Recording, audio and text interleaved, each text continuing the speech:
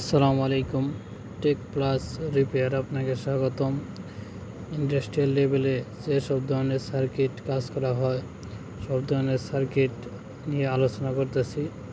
সেই ধারাবাহিকতায় আজকে আপনাদের সাথে আলোচনা করব কম্পিউটারের পাওয়ার সাপ্লাই নিয়ে। ইন্ডাস্ট্রিতে কাজ করতে হলে সব ধরনের কাজই করতে হয়, ছোটোর থেকে বড় সবই। সেই ধারাবাহিকতায় আমরা আজকে ল্যাপটপের পাওয়ার সাপ্লাই ঠিক করব। এই পাওয়ার সাপ্লাই প্রবলেম হচ্ছে যে এর আউটপুট ভোল্টেজ নাই।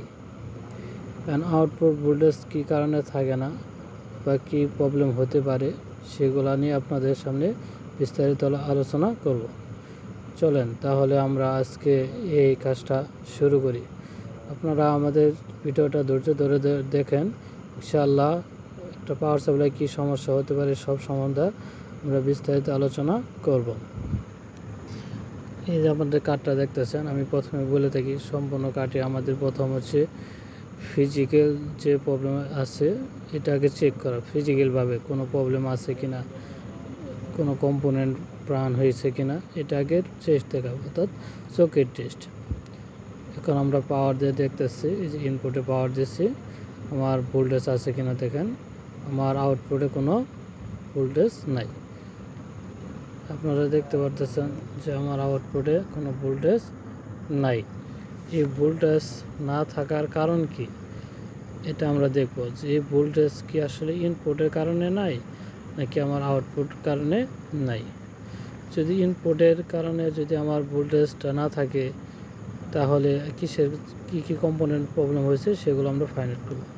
তো আমি প্রত্যেকবারই বলে থাকি ভিডিওটা আমি যখন করি তো এক হাত দা করার সময় আবার কাজ করতে হয়, এই জন্যে আপনি কাজ করার সময় আপনাদের দেখাতে পারি না। তবে আমি প্রত্যেকটি ভিডিওতে যেভাবে বলে থাকি যে এই কার্ডে কী প্রবলেম হয়েছিল সেভাবে এটাও আমি বর্ণনা করব।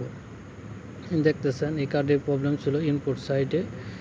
এই কার্ডে আপনার মসফেট, আইসি, ব্রিজ রেকটিফায়ার, তারপর ফিডব্যাক আইসি, ট্রায়োড এগুলো শর্ট হয়ে গেছে। একটা বড় ধরনের একটা শর্ট ছিল, যার কারণে এতগুলা কম্পোনেন্ট ইনপুটে শর্ট হয়েছে। একটা ডায়োড শর্ট হয়েছে, তারপরে কারেন্ট কন্ট্রোল আইসি শর্ট হয়েছে, যার কারণে আমার আউটপুটে কোনো ভোল্টেজ নাই। আমি কাজ করার সময় এখন আমি কাজ করব, কাজ করে আমি আবার লাগাবো।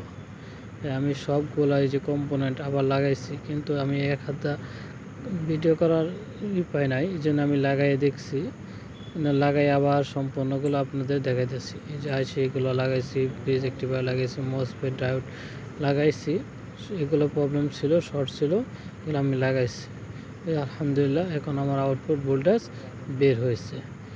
ইনশাআল্লাহ ইন্ডাস্ট্রিতে যতগুলো কাজ হয় সমস্ত কাজ এইভাবে আপনাদের দেখানোর চেষ্টা করব।